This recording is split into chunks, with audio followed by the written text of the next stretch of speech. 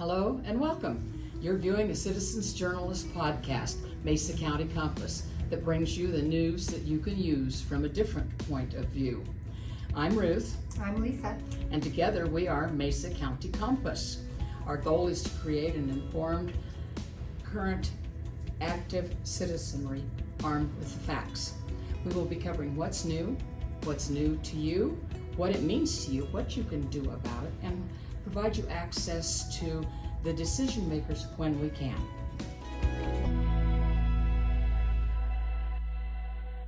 Good afternoon. We're here this afternoon with Sherri Wright, who is running for our Colorado Department of Education for CD3. Sherri, welcome. Thank you. Give us a little bit of history about yourself and why you got involved. History. I taught middle school for 20 years. Seventh grade language arts. Brave lady. Loved it. They're different every day. Yes, it they is are. so exciting because you go in, you never know what you're going to see. You really don't with middle schoolers. So I did that, and then after I retired from teaching, I went on to the state board, to the local board, and did that for 8 years. My husband became ill, so I quit to take care of him. After he passed away, my superintendent at the time said, "You've got to get busy," and recommended me for a charter school. Mm-hmm. And so I was a director for a charter school for 2 years. And then after that, they asked me to go back on the board. So actually, I've been on the school board, the local board, for 20 years also. Really? Wow. So there you go. I have a bachelor's degree in secondary language arts. I have a master's degree in secondary education. I have been board president of a community college, helped with it merge into a PCC. So I have a very strong background in education. I am very passionate for kids. Mm-hmm. So I just want to say the reason I'm doing this is my sister graduated from Cortez High School. Okay. And she now has a doctorate's degree in interplanetary interfacing. I don't know what that is. But her bachelor's degree is in aeronautical engineering. Oh my. And then when my children went through school, and my daughter was very bright. She's extremely bright. She chose not to follow the traditional way, and she ended up getting her BA degree, but it took her many years to get there, 5 years, I think. My son went on a full-ride naval scholarship to Texas A&M, and then he graduated as Officer of the Year from there, and then he served 8 years in the Navy. Wow. Very good. So what I'm saying is education is important to me. Cortez has an excellent education system, but every school needs to have this opportunity. Yes. Mm-hmm. So I am pushing for kids for better education. Okay. So what do you think, what is the role of the Colorado School? The state board? State board, yes. Mostly policy making. Mm-hmm.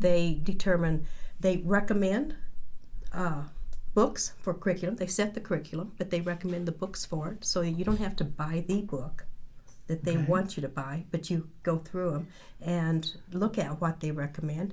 If you don't like any of them, you can do your own. Colorado is a local governance state, which means that we do not have to do let me rephrase that. We do not have to choose the books that the state mandates. Mm-hmm. We are local governance. We're a local school board. We mandate and govern ourselves. And do you think that's important? I think it's extremely important. We need to keep that going. Mm-hmm. And then they do policy, they set curriculum, and they do the assessments to make sure that the schools are teaching what they need to be teaching so our kids can pass. What did you see a direction that the state school board was going in that was bothering you? Yes. Educationally? Yes. A lot of their, I don't know how to say this nicely, but a lot of their curriculum that they were pushing down is a little more liberal than most rural schools like. Mm-hmm. How's that?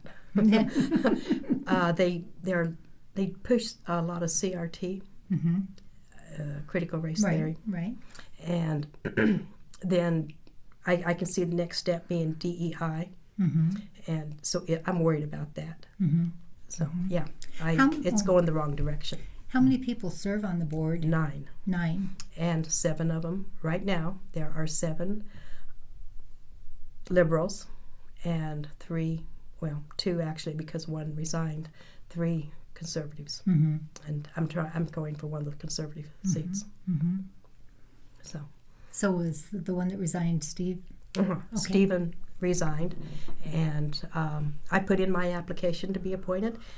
I will be interviewed the 22nd, and we'll go from there. Whoever gets it will only serve for 2 months. Okay. Now then, if I get it and I win, I will go for 6 years. 6 years. So 6-year term. My goodness. Okay. Yeah. Do you think that's quite good? a commitment? Oh, well, I think it's a good commitment, but it also, if there is such a strong liberal bias in the school board, it also means that it's very difficult to make any changes yes, within that. when they say education is slow, that's one of the reasons why.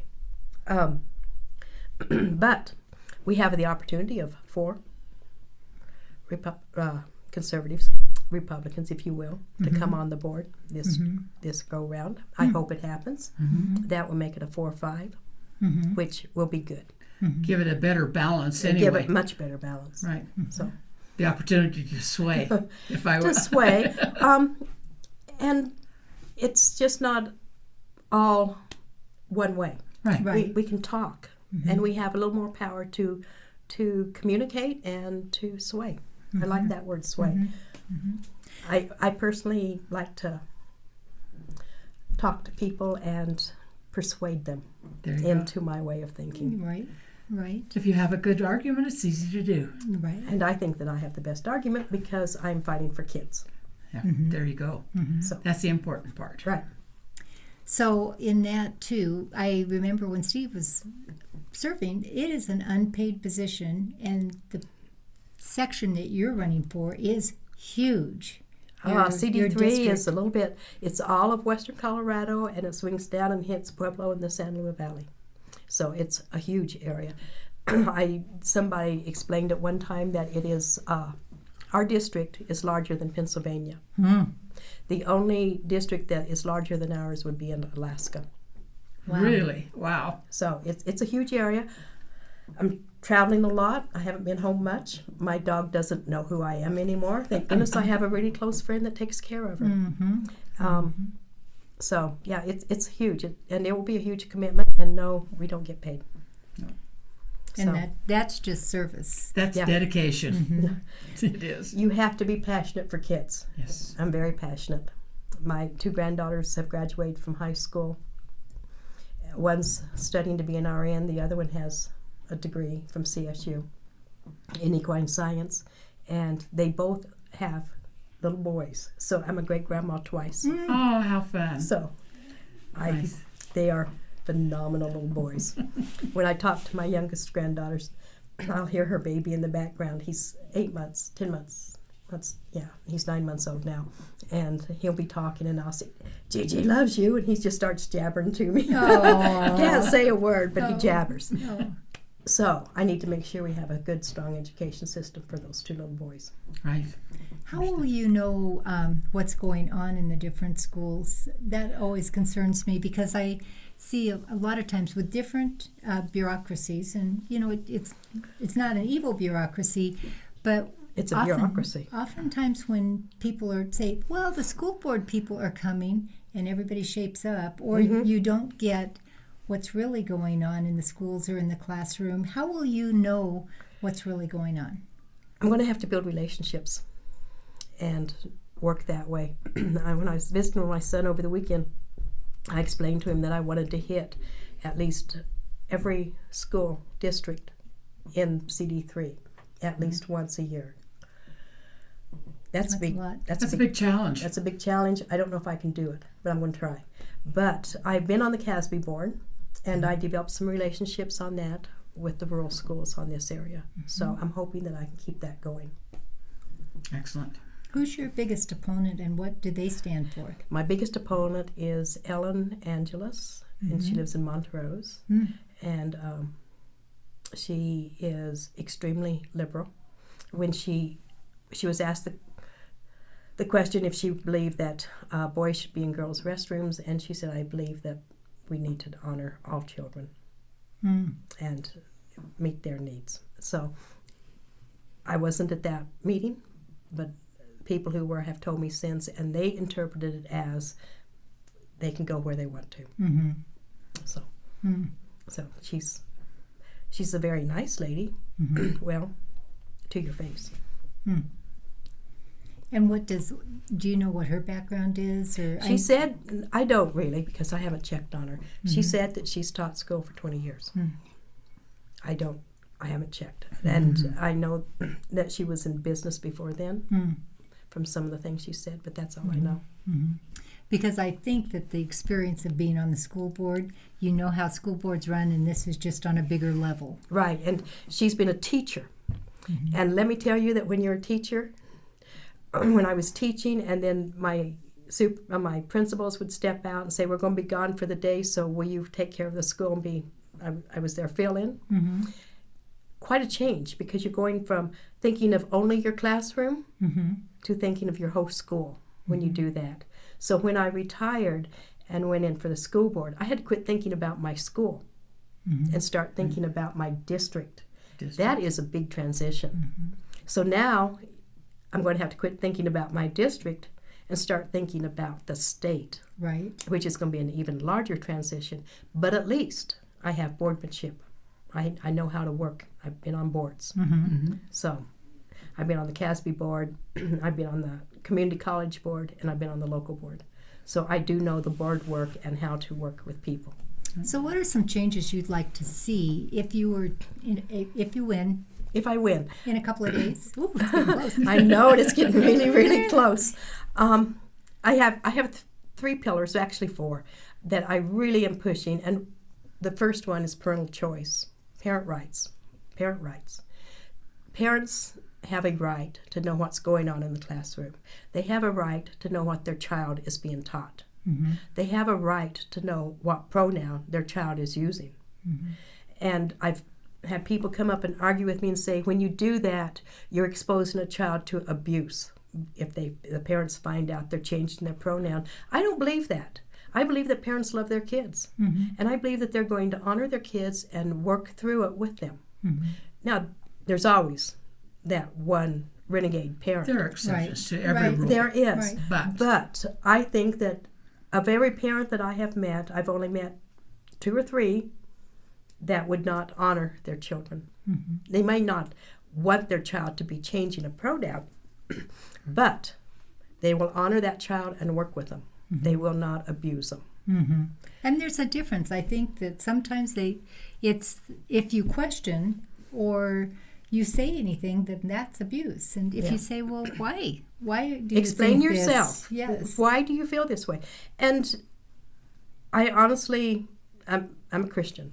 I just put it out there. And I believe that biblically speaking, there's 2 right genders. and wrong. But who am I to judge? You know, the Bible says take the plank out of your eye before you take the speck out of your neighbor's eye. So I'm not going to judge. That's their life. That's their way of reasoning. And they need to work through it themselves. That's between them and God and their parent. It's not the government's role to step It in. is not the government's and role. take care of the child. We hear of the horror stories that we heard about. I'm old enough to have heard the horror stories about Russia and what they did with their children. At the age of 3, they took those children and took them away from the parents. The parents were nothing but breeding stock, if you will. That is correct. And I don't want to see our country go to that. My mother, she passed away last year, and she would recount what it was like during World War II and what they saw. So I don't want to see that happen to this nation. No. So, and then my other one is school choice. I am very pro school choice. We have that ability now. Parents can choose to send their kids to the schools they want, where their child learns the best. Right. and they should always keep that right. I am for Amendment 80 because it right now it is not a law that we can have school choice. If we put it in the Constitution, it cannot be removed. I will tell you that with a stroke of a pen, they can take away school choice. I do not believe in putting things in the Constitution. This will be the first time that I have voted to put something in the Constitution in approximately 40 years. But I am going to vote for this one. And I'm encouraging everybody to vote for this because it is a parent's right to send their child where they learn the best. Whether it's homeschooling, charter school, religious schools, public schools. I'm a public educator. I'm all for public schools. But we need to honor each child the way they are. There has been some rumor, if you will, that 80 wasn't written exactly right, that the wording is a little off on it and it may cause problems. Have you heard this rumor, and what is your answer to it? I have not heard that particular rumor, but I do know that the Democrats are against it. I'll just be very honest about it. And that concerns me because if they're against putting Amendment 80 in the Constitution, what are they planning on doing to school choice? Exactly. So I'm concerned about that. Now, they're saying that it will ruin the public schools, it'll take money away from our schools. I'm saying the kids are already going to the school of choice. The only thing that will make a difference is if an Amendment 80 is not written this way.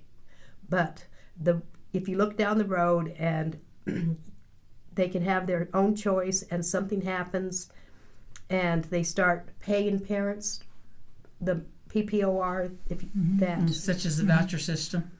I don't like that word, but yes. But it's not in Amendment 80. There is no reason to fear before you need to. It's not in there. So, but that's what they're using. It's going to destroy the schools. Right, and that's But always been that. perhaps if we do that, then the public education system will pick up their feet and meet the needs of other students, more students.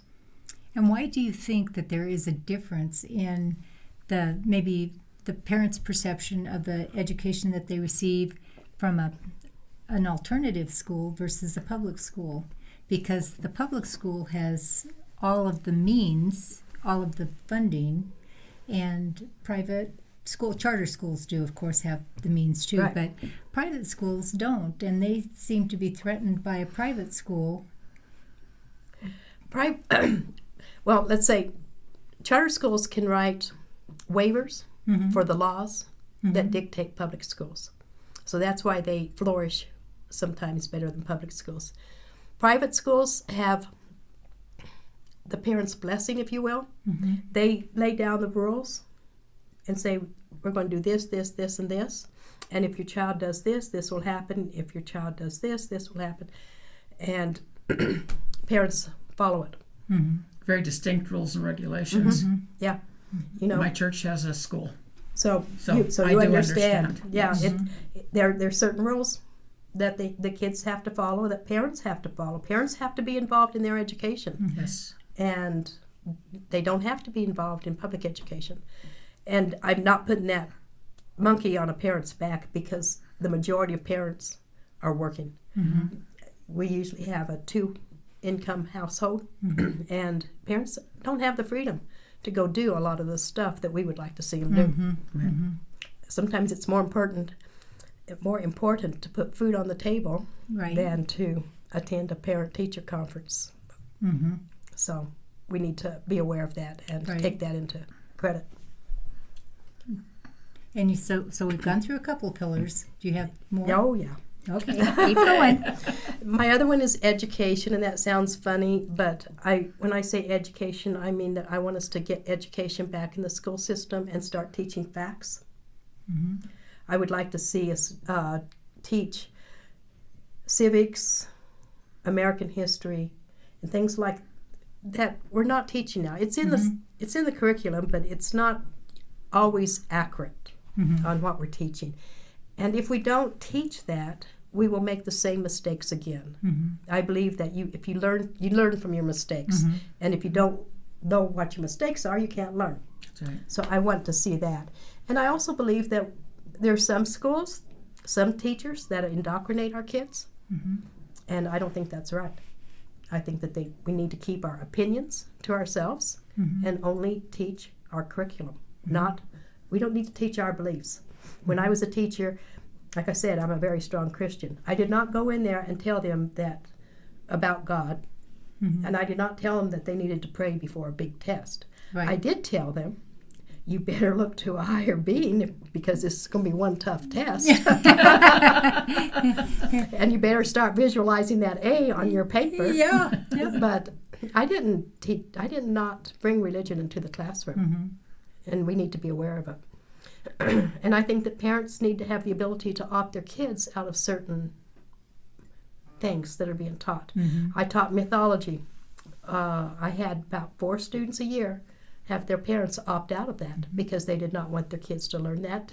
Because to them, I was teaching a religion. Mm-hmm. To me, I was teaching a science because that's how the Greeks and the Romans explained what happened. Right. Right. But you could also look at it as a religious. Mm-hmm. So I just gave another assignment, and they went to the library and worked on it. Mm-hmm.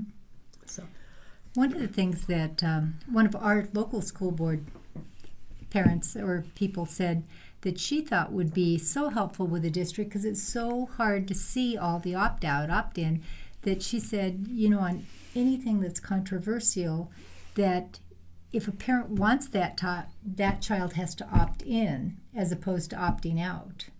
And it's I thought, unique way of looking at it. yeah, because she said that would really help. If you don't want your child in a sex ed class, then instead of having to know a week before and saying, okay, this is coming up, and just say, unless I specifically choose at the beginning of the year, show them all of the things that are going to be taught. Show them the syllabus. Mm-hmm. That's interesting. I hadn't thought of it that way, but that is a good idea. Yeah, it keeps. And it forces the teacher to think the year through and have your goal here and do your steps. Mm-hmm. So Yeah. I like that idea. Yeah. That is a good Well, idea. she's really sharp. Yep. So Anything that you have? Anything that do we have pillars, color pillars, or we still have more? I have one more. Okay, good. We like them. We like to know. what I'm people for think. rural education, and even though you're a larger school, you still have rural issues because you have a lot of farmers here and everything. And the CD3 is basically a rural district, and they don't have the money. And I want to fight for them to get more money. I want the funding laws rewritten so that we can get more money for our rural schools, because CD3 does a lot of grants, and you write a grant if you want the money for whatever you're going to do, a new book or a library or curriculum. And so many of our schools don't have grant writers. That's right. And guess who gets the money? Not the rural schools. Right. It goes to the metros that have grant writers that are excellent at it. Now, then Cortez is lucky. We do have a grant writer, so that helps us. But Duff Creek, Dolores, Mancos is from my little part of the country. They don't have them, and they're struggling. Right. So we need to make sure that money. Why not just say we have this much money, and it's going to the schools that need it the most? And CD3 has a list of the schools, the rural schools and stuff, and can do something in that manner. I don't know how, because I haven't done this yet. Right. But Right. Well, I've always thought one of the problems with grants is grants always come with strings. they do come with strings. And Whenever you so- take government money, you better be willing to play the government game. And there may be things that I don't want that they say, for you to have this grant, you have to teach this, or you have to offer this, or... And your commitment is 5 years after the grant runs out. The sustainability of a grant. And when the money's gone and you're still having to teach it, that makes it tough on rural schools. Really does. That's how come the private schools are so against grants. Yes. because they want to keep the government out of their education. Because the minute you take government money, you're allowing the government to come in and tell you what to do. So be aware. So why do you think education is so important? That's kind of my final question, because I know why I think it's so important, but why do you think it's so important? I think it's important because we need to learn how to work as a group of people. We need to know what's going on in our life. We cannot live on an island. We have to work amongst people. And so we need to do that. We need to be intelligent to do that. Education does not make you smarter, but it makes you more knowledgeable. So you need to do that so you have the knowledge, so that, and when I taught, I always told the kids, they go, why do we have to learn grammar? I said, do you know what your language can do? Look at what Hitler did. And so you need to be knowledgeable. You need to know how to think problems through and not just accept everything. I feel like education is probably the most important thing there is. Now, that doesn't mean every child should go to college, because I don't believe that. I believe that every child needs to find their niche in life. But you cannot do it without. A farmer has to have education to know how to plant, how much fertilizer, how much seed to buy. You name me an occupation that you do not need some kind of an education for. And so... You do. It doesn't always have to be book learning either. It doesn't have to be book learning, but you've got to. But you have to know. be educated to know. You don't. So book Or learning you need is. to know where you can go go. to get the answers. Yes, and we have this little thing called the phone that tells us the answers to almost everything. But what happens when that shuts down? Right. I mean, seriously, let's look at it. You know, calculators are wonderful, but what are you going to do when your battery runs out or your phone dies and you don't have any means? Well, having been a history teacher, I thought about what about the Dark Ages, when all the books were burned? You're starting all over again. And if you were just reliant on what you had from a book. So that brings me to, I am not for book banning, and it's been rumored that I am. I am not for book banning. I'm a language arts teacher. Books are very, very precious to me. I love books. I read everything. However, not all books are appropriate for all ages. Right. And I believe that we need to do something like grade them like you do the movie theater. For instance, would you let a 6-year-old girl go to a R or X-rated movie? Right. No. So, you know, if a parent's accompanying them, then by all means, that's a parent's right. So I'm saying just move these books to a different shelf. And then you're not old enough to check it out yet. And if you want to read that book, have your mom or dad come in, or guardian, whoever, come in and check it out for you. Or, and I would say write a note, but we all know how kids like to forge parent signatures. And but does it have to be in a school library? Couldn't it just be in the public library? it could be, yeah. And then my opponent says, well, you know, all they have to do is go on the phone and find the book that they want. Well, then it becomes the parent's responsibility and not the school's. There you go. Exactly. Again, parent rights. So we need to let parents have that responsibility.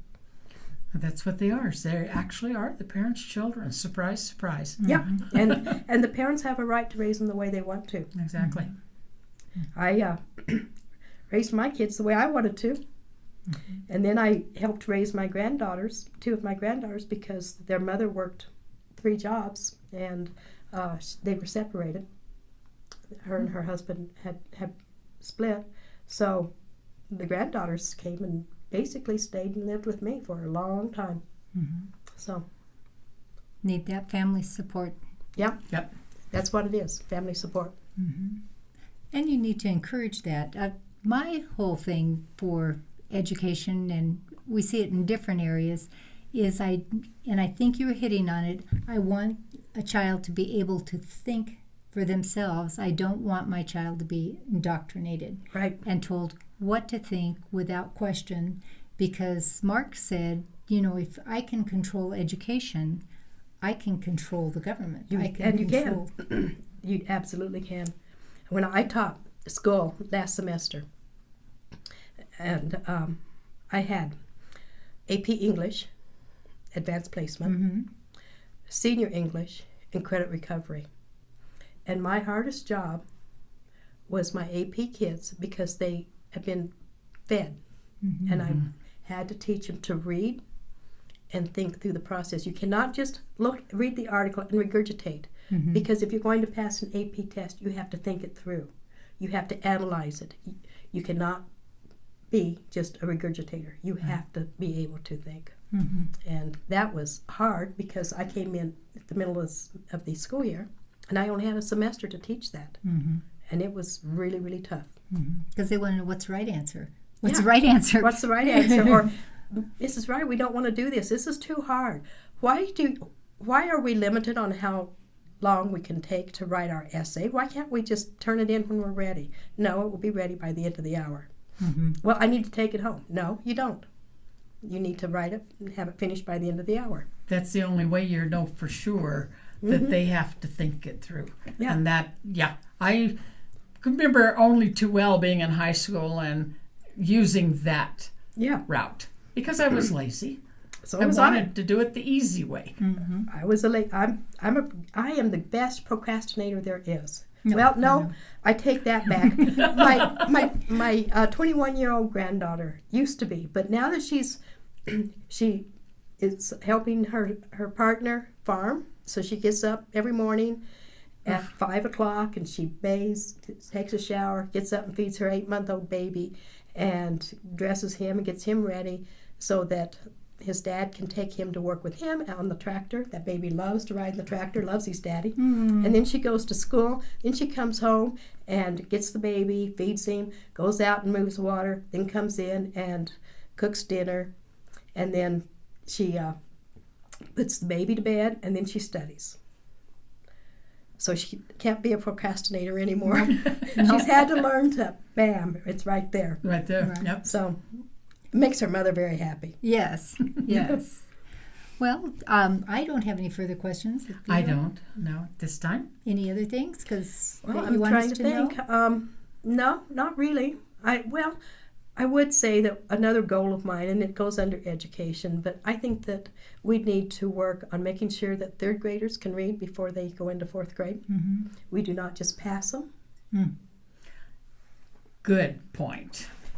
Because if they can't read by third grade, they're going to struggle the There rest is of an their issue. school career. And so I understand that not every child will be able to do this, but we have to give them the opportunity to do that and and then encourage it and teach. supply them a means to be able to learn Right. how to do that, to And- get through it. And it's difficult, I know. Right. My mother was a teacher, so I know what she went through too. Well, so. my credit recovery kids were sophomores and juniors, and they did not know how to read. Well, it So I had creates to a lot of read to social- them, and I got a novel and I started reading it to them. I had copies, and they had to follow along. And every once in a while, I'd just stop and say, "Okay, so and so, read the next paragraph." So they had to pay attention and follow along. We discussed.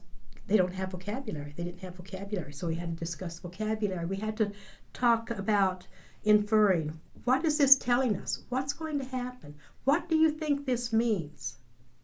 And then I would do a test, and they would take it to their para, their resource person, and have them read the questions to them so they could write it down. So it was